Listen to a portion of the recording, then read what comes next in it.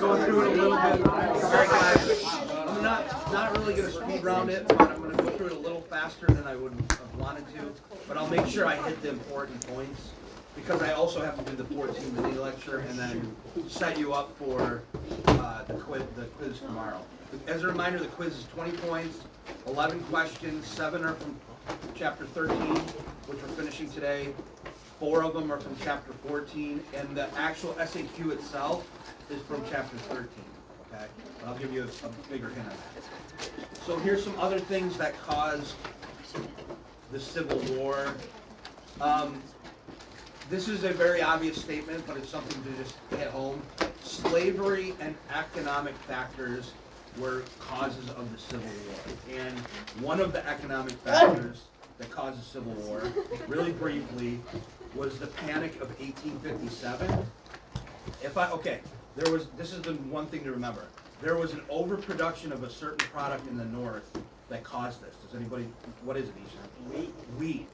It's boring, whatever, but just know that. Wheat overproduction caused the wheat price to tumble, causing an economic downturn. And that economic downturn also made manufacturing and other things tumble down. So this hit the North much harder than it did the South. And why is this important? It's important because it shows the difference in the economic futures of the North and the South, or they're disconnected. All right, like wheat production going down doesn't hit the South because the South is producing cotton. So what's going to end up happening is government's going to come in and make policy. Read tariffs. You guys should get to know about tariffs, by the way, because you guys know what he's saying about tariffs right now? He's saying he's going to put in 25% tariffs for Canada and Mexico, which is going to make the cost of things go up. Tariffs are to protect the wheat and manufacturing industries in the North, but they're going to hurt the industry in the South. What does that remind you of? Tariff abomination. Yes, very good. Tariff of abomination, John Calhoun, who's still there, nullification crisis, all that. It's just another example. I'm going to hold on. I got to fly through this, so at the end I'll take questions, but I just want to make sure I get through this. Panic of 1857, wheat overproduction, economy goes down in the North, and then they want to put in protective tariffs that hurt the South. Okay.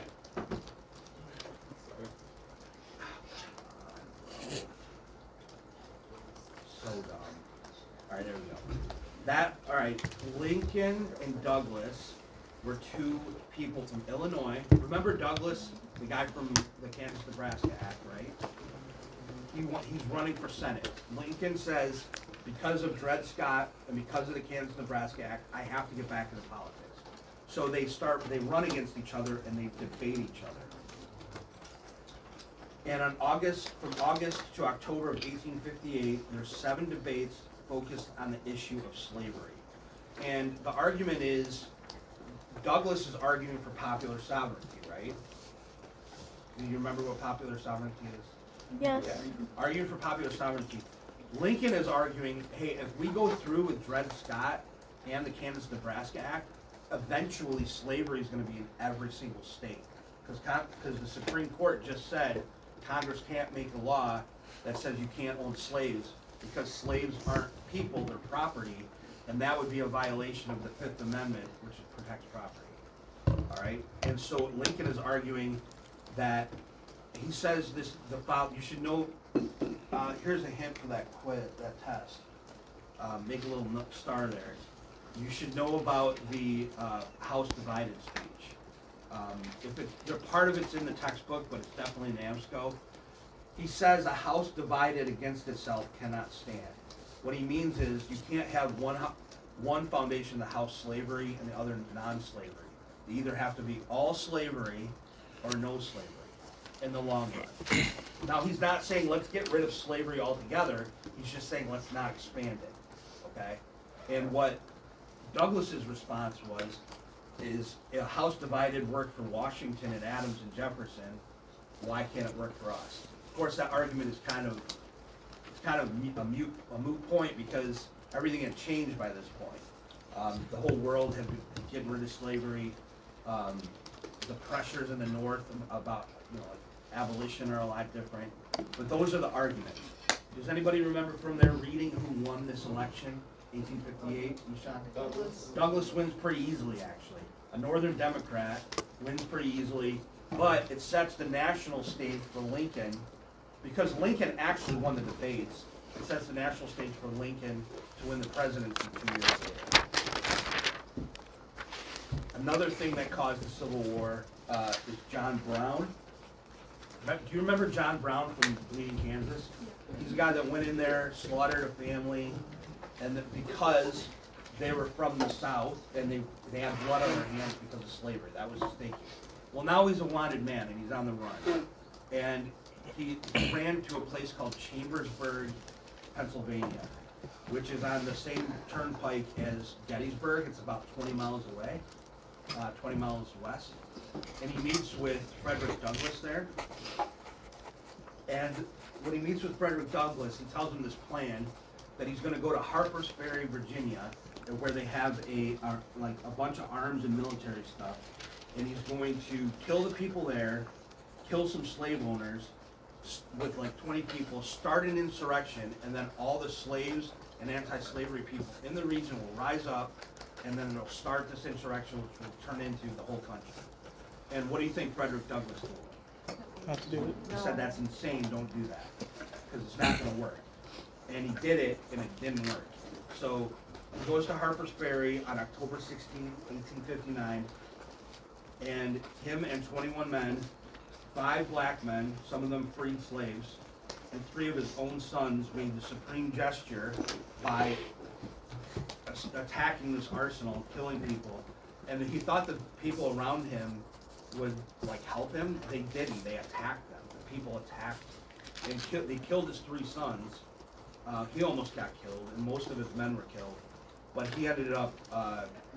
Then the army surrounded them with General Lee, which is ironic, by the way, because General Lee becomes the head of the Army of the South. After the attack, he becomes a hero. He's not a hero because of what he did. He's a hero because of what he said after the attack. We had very eloquent letters and interviews he gave to different journalists saying, I am not a violent person, but to show people how evil this is, I had to enact violence back upon them to show, like, blood for blood. And we're going to have to spill blood to get this evil out of the country. So he becomes a hero of people in the North. Some people in the North, abolitionists. But in the South, this angers them even more. Like, how can you have this guy as your hero? He killed some of us. And that just further pushes the country towards war. Okay. And the last thing that happens before the war, the seminal moment is Lincoln's election. Lincoln getting elected pretty much meant that Civil War was inevitable at this point. You have the election of 1860. There's a lot that goes on, but essentially the Republican Party is united about union. They're not all united about getting rid of slavery at this point, but they're united about keeping the country together and getting rid of the popular sovereignty in the Kansas-Nebraska Act. The Democratic Party in the South is falling apart because they're not united about slavery at all, or union. Some of them want to stay in. Some of them, like Calhoun, want to get out immediately, no matter who wins the election. And then there's different people along the line. So you see, what's important about this map is the Republican Party, which is only 6 years old, is now the party of the North and the West. And if you look at the map, all the red is Lincoln, and the orange, blue, and green is Democrat. But those are all split. But even if it hadn't been split, do you think Lincoln would have? Let's say they were united. Would Lincoln still would have won? Would he have still won? Mm-hmm. Look at the numbers. What states have the highest electoral votes? New York and Pennsylvania. Just between New York, Pennsylvania, and Ohio, there's 70, 80, 85 electoral votes, which is like more than most of the South combined. And that's not including the other states. So, but Democrats being split did not help them. They were split over the issue of slavery. They were split over the issue of union. The Kansas-Nebraska situation had killed the Whig Party. Remember, like, that idea of popular sovereignty killed the Whig Party because they didn't have a good answer to it. Just like alien sedition in the War of 1812 had killed the Federalist Party, the Kansas situation kills the Whig Party. So now you have just Republicans and just Democrats. And that's what we have today. Since 1860 till now, like, what is it, 170 years? Same parties. They flip. Like, if you look at this, Democrats, if you look at a Democratic presidential map, the Republicans won all the states they win now. Like Maine, New York, all the, California. Democrats win those now. And the power of base of Republicans now is the South. And kind of the Midwest, but mostly the South. Okay. So Lincoln gets elected, largely because of the split. He's gonna win anyways, but he gets elected in a landslide because of the split. There's the Constitutional Union Party of the Democratic Party led by John Bell. They wanted to find a way to keep slavery and stay in the Union. There's the Northern Democrat Stephen Douglas, who wanted to have popular sovereignty throughout the country. And then there was the secessionists like John Breckinridge, who just wanted to leave the country no matter what. But if they had won the election, they would have spread slavery more. And the winner is Abraham Lincoln, and he has a mandate to at least stop slavery now. And the southern states see this. And again, this is kind of just a breakdown of what I already showed you. The southern states see this, and they decide to secede. He's elected in November of 1860. He's not going to take office until March.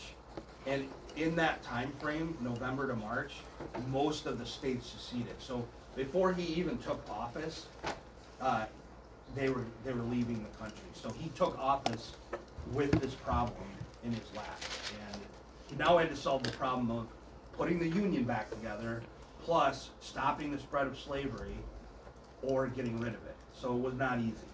Before Lincoln was even inaugurated, the secession began December 20th, 1860. It's always South Carolina. They're always the problem. They secede. This is only 6 weeks after the election, and it's 3.5 months before he takes office. And then by February 1st, 6 other states are gone. Mississippi, Florida, Alabama, Georgia, Louisiana, and Texas.